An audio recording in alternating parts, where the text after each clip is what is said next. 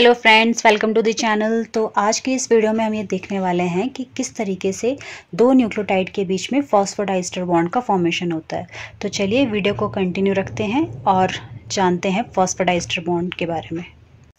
Base को simply हम बिना किसी क्योंकि वो थोड़ा सा कॉम्प्लेक्स है हर बार दिखाना है, क्योंकि हम बेसिक तो हम जान चुके हैं कि डबल रिंग्ड होते हैं, सिंगल रिंग्ड होते हैं। तो हम क्या करेंगे, इसको जस्ट नाम से रिप्रेजेंट करेंगे। सपोज एडेनिन, ठीक है। अगर ग्वानिन है तो G, it can be any base, any four of them. तो इस तरीके से। और जो हमारा फॉस्फेट अटैच होता है, फर्स्ट, सेकंड, थर्ड,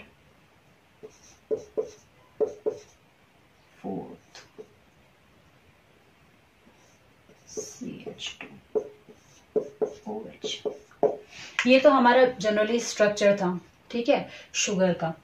अब जो फॉस्फेट अटैच होता है वो कहां पे रहता है? वो अटैच होता है 5th कार्बन पे, ठीक है। तो यहां पे आ जाएगा आपका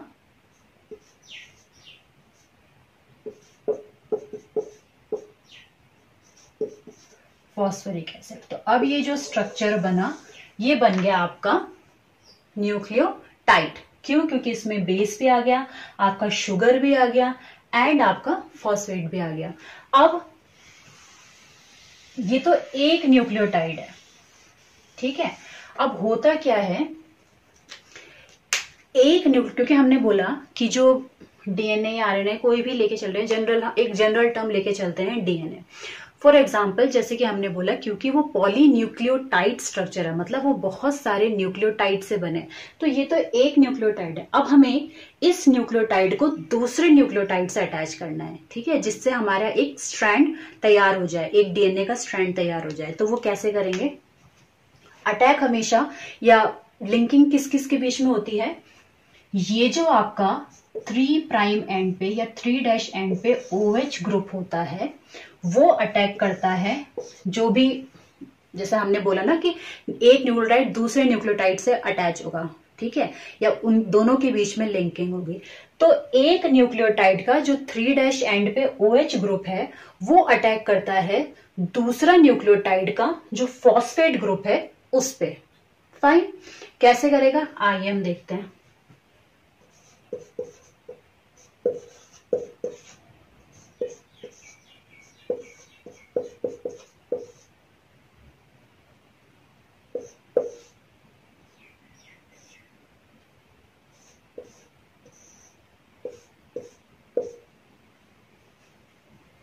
ये आपका 5 प्राइम एंड है। बाकी शुगर का स्ट्रक्चर सब सेम रहेगा, क्योंकि हम बेसिक इस अटैक को दिखाना चाह रहे हैं कि ये अटैक, जो ये न्यूक्लियोफिलिक अटैक है, ये होता कैसे है। तो उसके लिए हमने सिंपल ये स्ट्रक्चर तैयार किया है।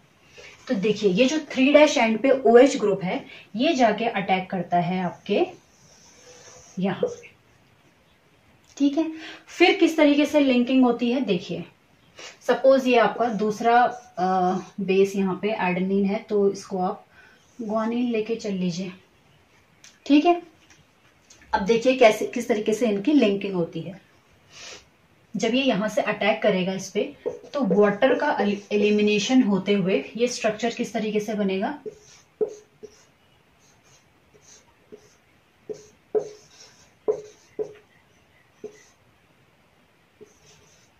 इसको हमने जो पूरा स्ट्रक्चर है, इसको हमने शॉर्ट में फॉस्फोरस ले लिया। अब इस OH ने क्योंकि यहाँ पे अटैक किया, तो देखिए ये स्ट्रक्चर कैसे बनेगा। और क्योंकि वाटर रिमूव हो चुका है, H2O,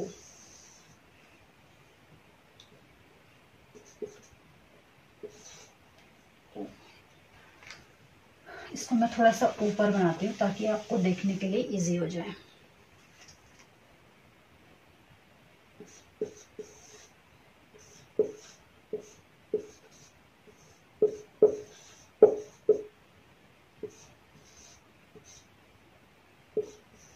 ये देखिए, ये फॉस्फोरस,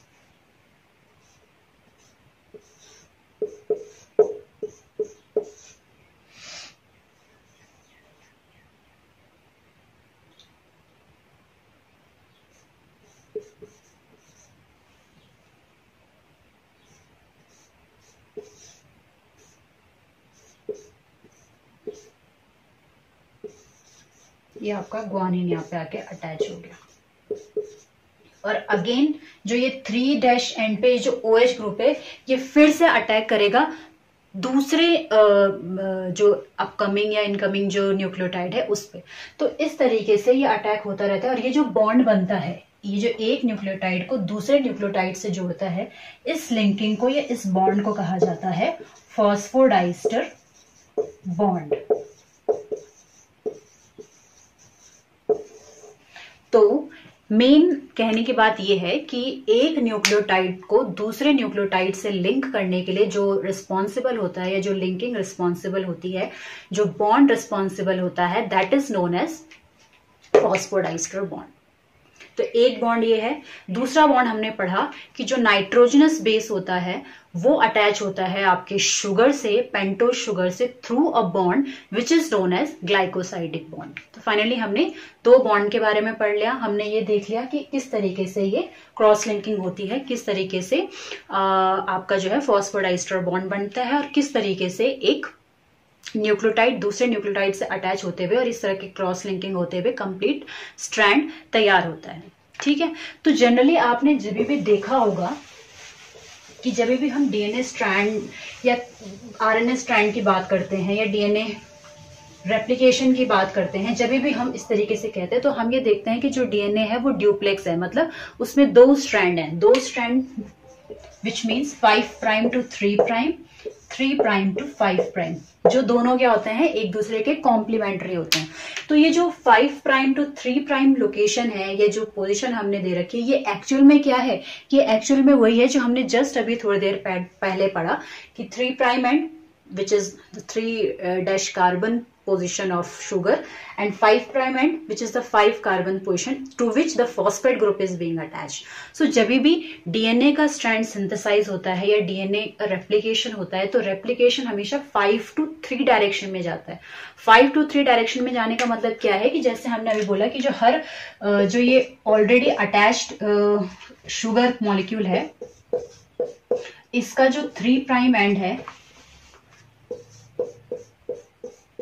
इसके जो 3 ये OH पोजीशन प्रेजेंट है थर्ड पे, ये हमेशा अटैक करता है जो अपकमिंग न्यूक्लियोटाइड है उसके फॉस्फेट ग्रुप पे।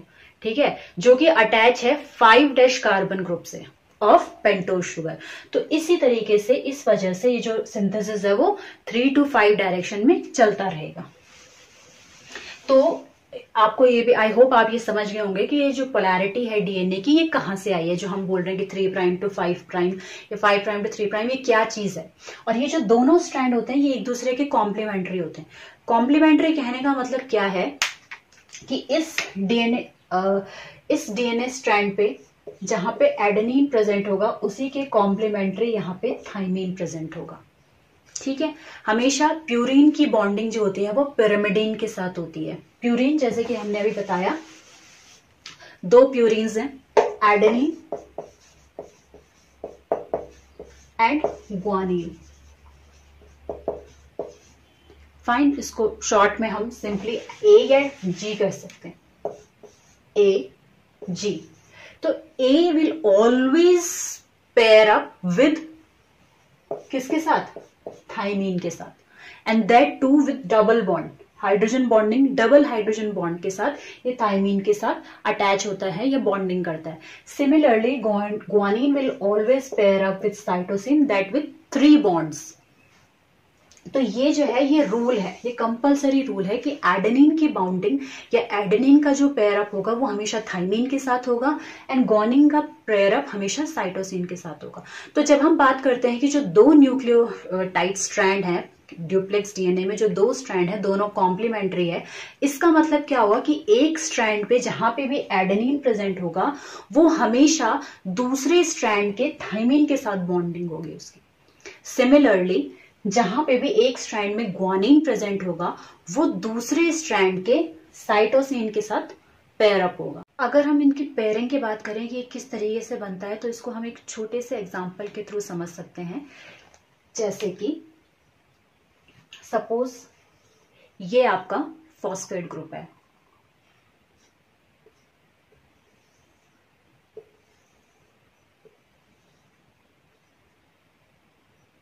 ये आपका शुगर मॉलिक्यूल है, ये आपका फॉस्फेट ग्रुप है। ठीक है, अब इसके साथ सपोज हमने ऐड करना है कोई भी base, adenine, guanine, thymine, cytosine. ठीक है, हम एडेनिन लेके चलते हैं, तो ये स्ट्रक्चर किस तरीके से बनेगा?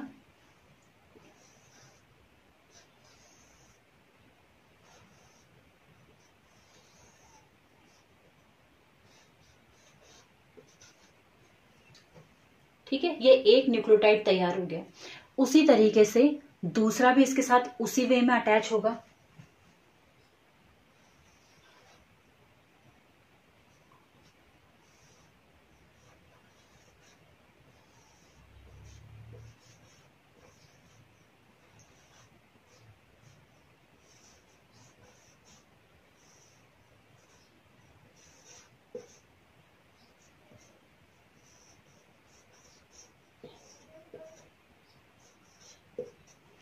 ये देखिए, तो इस तरीके से ये पॉलीन्यूक्लियोटाइड चेन का सिंथेसिस कंटिन्यू रहेगा। ठीक है, अब ये जो है, क्योंकि ये जो एडेनिन है ऑब्वियसली, अब ये तो एक स्ट्रैंड बोला ना हमने, इसी तरीके से दूसरा स्ट्रैंड भी होगा, मतलब इसी के नीचे फिर दूसरे स्ट्रैंड पे सेम वही चीज होगी, जिसमें शुगर फॉस्फेट होगा।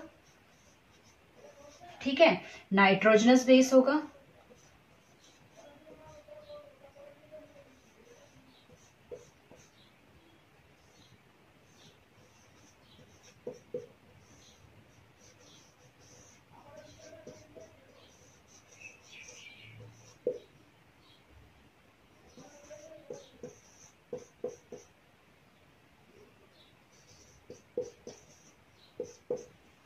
इस तरीके से हमने दोनों स्ट्रैंड का सिंथेसिस कर दिया है। अब ये देखिए, ये दोनों स्ट्रैंड आपस में कॉम्प्लीमेंट्री है कि नहीं है। ये आ गया आपका फॉस्फेट ग्रुप, ये आ गया आपका शुगर मॉलिक्यूल। एक सिंबॉलिक रिप्रेजेंटेशन है कि कैसे बनती है चेन। और उसी तरीके से एडेनिन, और इसी के कॉम्प्लीमेंट्री दूसरे स्ट्रैंड पे थाइमिन। ठीक है, तो ये इसका जो स्ट्रक्चर है वो इस तरीके से होता है कि ये जो बाहर आपको दिख रहा है ना, this is sugar phosphate backbone.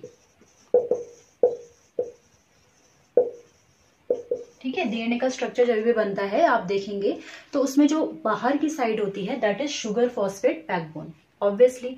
और इंटरनली क्योंकि इनके आपस में हाइड्रोजन बॉन्डिंग होती है, तो जितने भी ये बेस पेयर्स हैं ये अंदर की साइड रहते हैं, internal. Exposing the exposed part is the sugar phosphate backbone and the internal part is the nitrogenous base that are being paired with their complementary bases. Means complementary बोले तो adenine will always pair with thymine and guanine will always pair with cytosine. तो इस तरीके से ये synthesis होता है। ठीक है, और प्यूरिन का जो बॉन्डिंग होगी वो हमेशा पैरामिडीन के साथ ही होगी, क्योंकि जो डबल रिंग्ड होंगे वो सिंगल रिंग के साथ बॉन्डिंग करेंगे, क्योंकि तभी वो उस स्ट्रक्चर में, ठीक है, या उस कॉन्फॉर्मेशन में फिट हो पाएंगे। क्योंकि अगर मान लो एडेनिन की पेयरिंग ग्वानिन के साथ होगी, तो क्योंकि दोनों ही डबल रिंग्ड है तो ऑब्वियसली क्या हो जाएगा, उनका जो सेटअप है या हम कह सकते हैं कॉन्फॉर्मेशन डिस्टॉर्टेड हो जाएगा, वो प्रॉपरली फिट नहीं होगा और ऑब्वियसली स्ट्रक्चर क्या हो जाएगा, डिफॉर्मेशन हो जाएगा स्ट्रक्चर में।